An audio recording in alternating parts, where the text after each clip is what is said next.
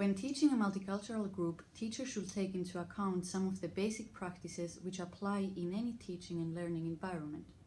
As seen in the other UNIPS modules, it's very important when you plan your teaching to know your students, choose the right resources and learning environment, but also collaborate with your colleagues. Frequently, teachers complain about the challenges that requires to teach a culturally diverse group, so I wish to start with this point first. As a first step, teachers of culturally diverse groups need to reflect on their own assumptions, biases, and stereotypes. As I will explain this, it relates to how well you know your students and how you adapt your teaching according to your audience. For example, do you concentrate on perceived differences based on your students' cultural background? Have you focused on the similarities between your students? What are your students' expectations of their studies, and what expectations do you have? What courses related to your course have they previously attended? Do they have working experience? Are they all in their master's or bachelor studies? Rather than making judgments about your students' prior experiences, competences, skills, learning styles, and learning preferences based solely on your perceptions, get to know your students. This is a significant step which will help you in choosing the right materials, activities, and assessment methods. How to do that? Well, for instance, you can initiate discussions or even an activity in the first class, or send them a questionnaire before, or even at the end of the first meeting. If you have access to their transcript of records, you can check it out. Overall, investing time at the beginning of the course will be fruitful for the future of your course. Another important point is the need to embrace diversity and see it as an opportunity and not as a problem.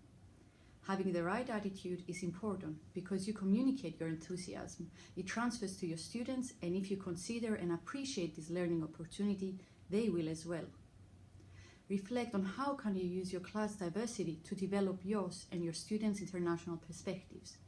Have you been aware, for example, of how your own cultural influences what you do? For example, how you structure the way you teach, how you respond to students and other staff.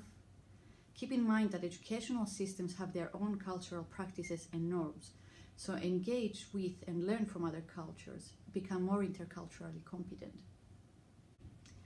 Online, there are many teaching and learning strategies for internationalization, as well as research articles for each field of study.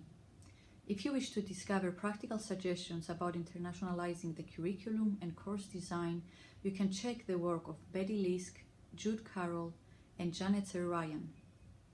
Another point that I wish to make is to illustrate key points with visual material, but also use online platforms such as Moodle so that the students have access to the material at any time.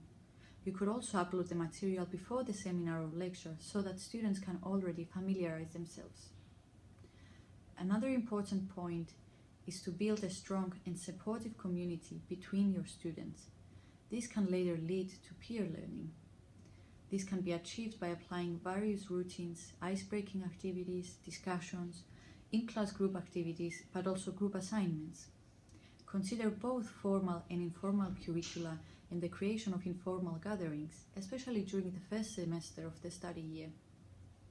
Embrace also interactions between local and international students. For example, develop your course for both Finnish and international participants, which can help establish interpersonal relationships in a cross-cultural context.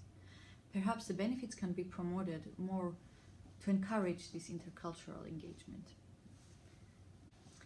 Build a strong and supportive community between your students can later lead to peer learning. This can be achieved by applying various routines, ice-breaking activities, discussions, in-class group activities, but also group assignments. Consider both formal and informal curricula and the creation of informal gatherings, especially during the first semester of the study year. Embrace interactions between local and international students. For example, you can develop your course for both Finnish and international participants, which can help establish interpersonal relationships in a cross-cultural context. The benefits can also be promoted to encourage more of this intercultural engagement. Lastly, be ready to be open, flexible, and understanding.